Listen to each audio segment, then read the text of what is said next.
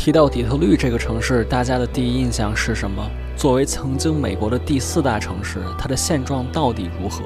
是什么让你听说过它？是汽车城、说唱传奇阿姆和他的8英里，或者是破产之城，又或者是它非常令人担忧的治安？这一次为期3天的底特律及其周边之旅，我将为你展开它神秘的面纱。我会以第一视角带领大家感受最真实的底特律。通过这期 vlog， 希望给即将或者有兴趣前往底特律的朋友们我最真实的体验和攻略。建议点赞收藏。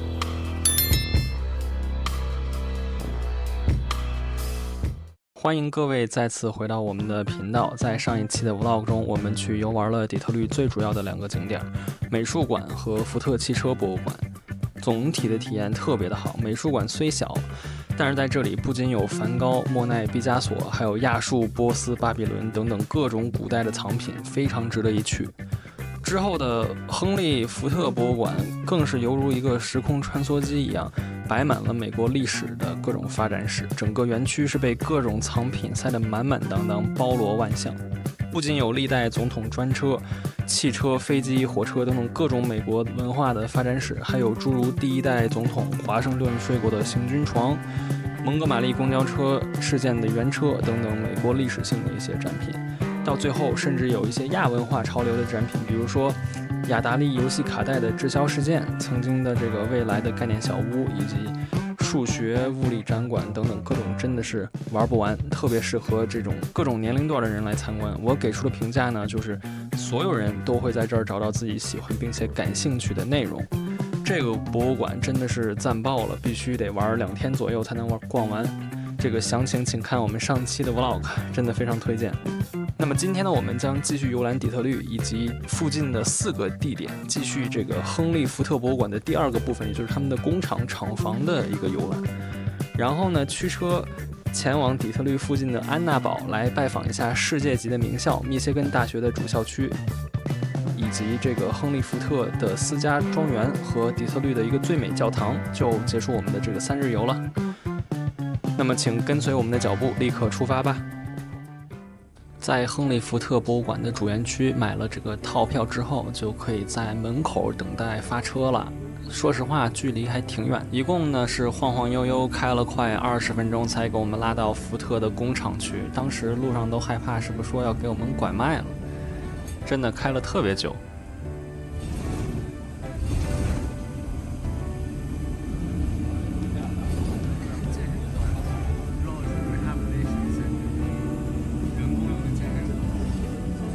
一进到工厂，就能感觉到非常传统的那种工业气息扑面而来。厂房面积很大，虽然古老，但是仍然在运作。查了一下资料，和那个嘉德大厦一样，这片工厂呢也是属于美国的国家史迹名录和一个历史名胜。它在1917年的时候动工，在1928年的时候竣工，整整是100年前的一个汽车工厂。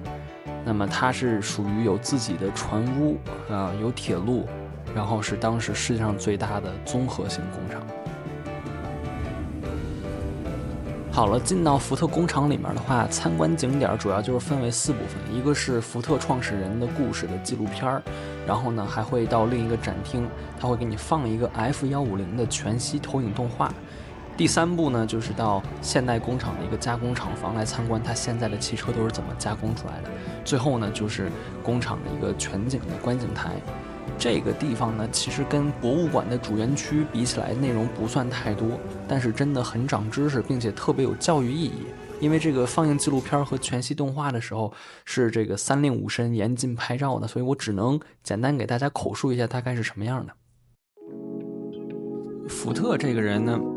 下决心打造全民可以负担的汽车的梦想。这个创业故事，说实话，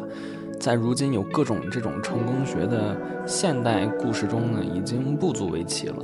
可是他是算得上是最开始的那一波探索和创新的人，他是迈出第1步的。他所创办的这个福特汽车，在美国人心中是改变美国的第10件大事，和登月与发明原子弹一样令人赞叹。他呢，这个最大的成就就是发明了流水线工厂，极大的提升了造车的效率，并且大大的降低了制造成本。真正的让将近100年前大部分的美国老百姓都可以负担得起一辆小轿车。他发明的 Model T 这个汽车结构简单，皮实耐用，在它的流水线下组装整个过程只需要18个小时。不仅如此呢，刚刚提到的这个整个综合性工厂是怎么来的呢？什么叫综合性工厂？就是当他发现跟他合作的这些其他的商家供应链不足以达到他自己的标准和效率的时候，比如说汽车的这个皮带、轮毂啊、这种玻璃啊之类的，他就自己在工厂里面自己来造，他炼钢、烧玻璃，啥都自己来造。到最后，整个工厂片区加的地方就越来越多，就变成了一个全能的工厂。这样的话呢，整个造车过程呢都不会受到其他供应链和商家的牵制和影响，并且呢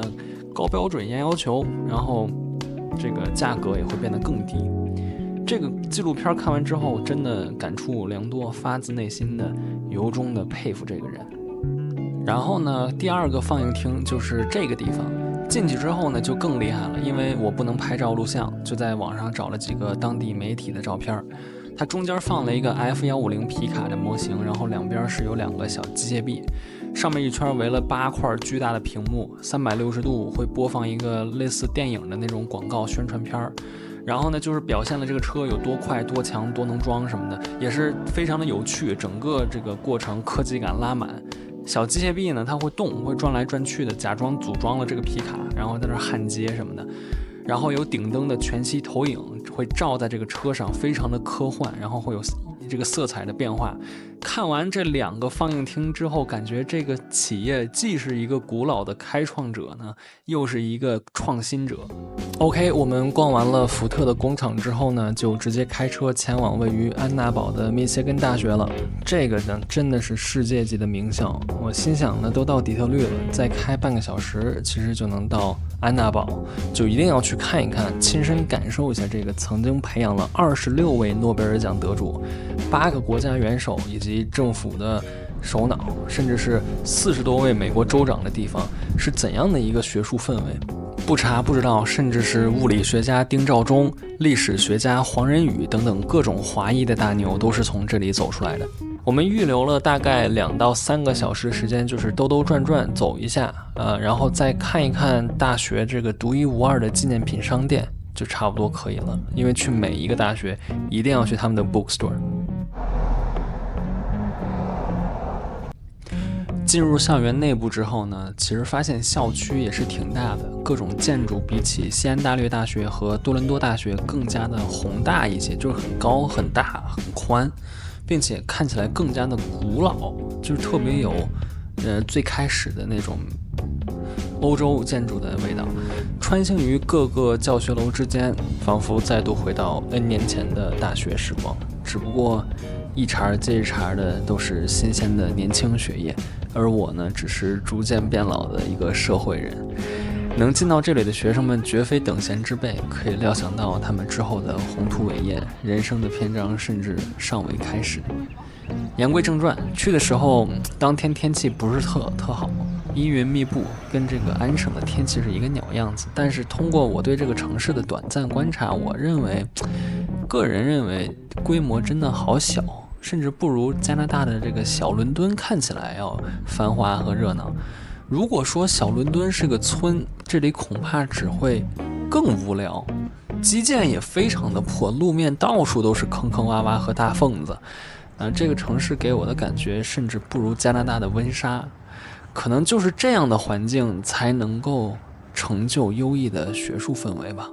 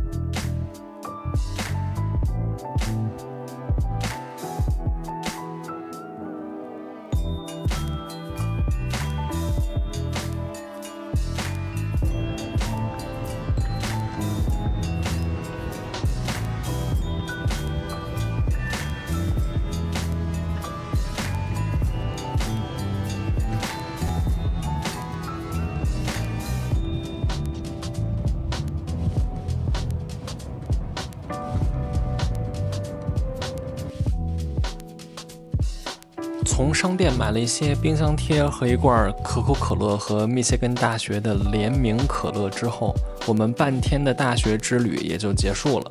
接下来呢，要开车1个小时从安娜堡到最右边的这个福特庄园参观。中途正好会路过底特律市中心的圣心大教堂，也被称之为底特律的最美教堂。1 hour later， 开车路过底特律外围，感觉异常的破旧和冷清。到了这块就不要下车了。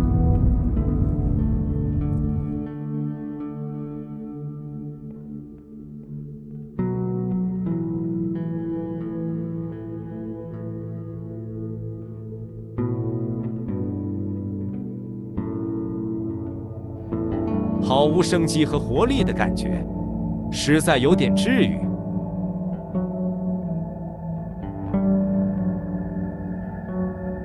到了底特律最美教堂，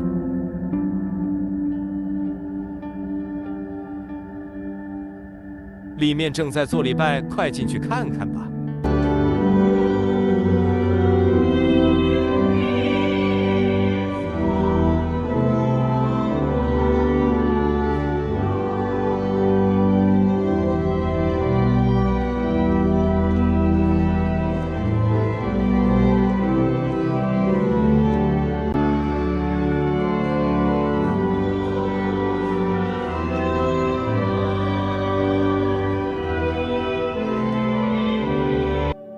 底特律最美教堂果真名不虚传，让人叹为观止。可以说，一瞬间就让我想到了蒙特利尔的圣母大教堂。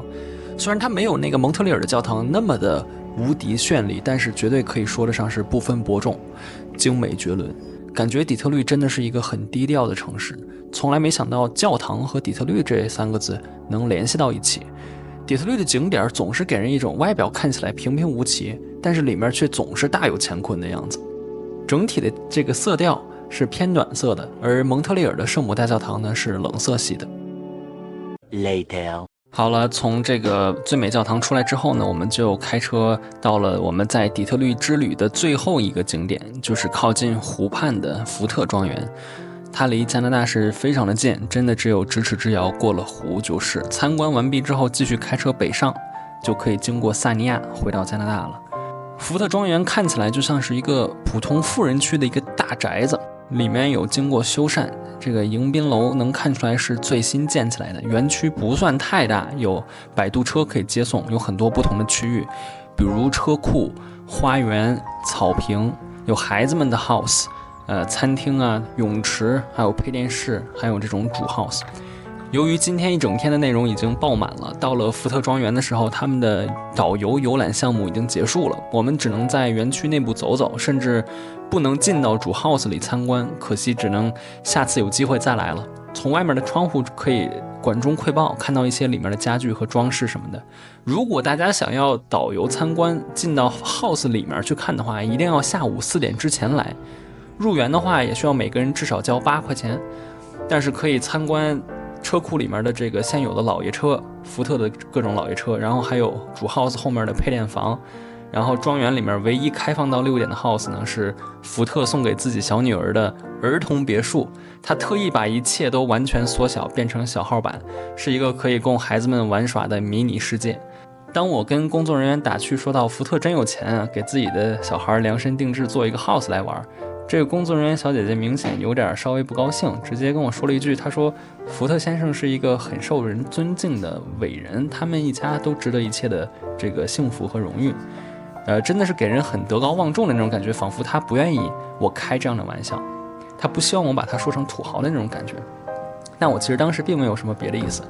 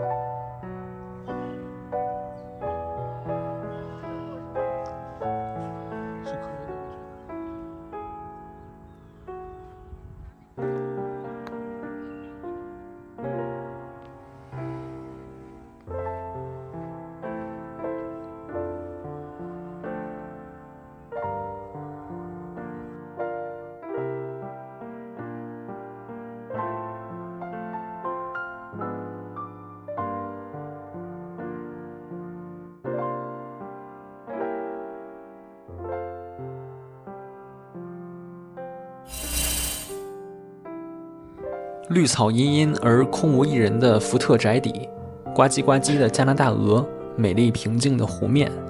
昏暗而又阴沉的天色，都在宣告着我们底特律之行的结束，是时候该回家了。过去的3天里，玩到了、见到了、感受到了从没有想过的旅游体验。这个汽车城几乎由亨利·福特一个人带起，而又因美国的产业转型外加制造业的外移而逐渐走向衰落。虽然这里没有很多的华人，没有很多的娱乐，不如安省大部分地区看起来欣欣向荣，但如今底特律的市中心竟有些许复苏之态。瘦死的骆驼比马大，还是希望铁锈带的经济以后也能够越来越好吧。那么非常感谢大家收看这一期的 Vlog， 之后的视频我将继续把我所有珍贵的旅游经历都做成视频发出来。感谢大家的关注和订阅，我们下期节目再见，拜拜。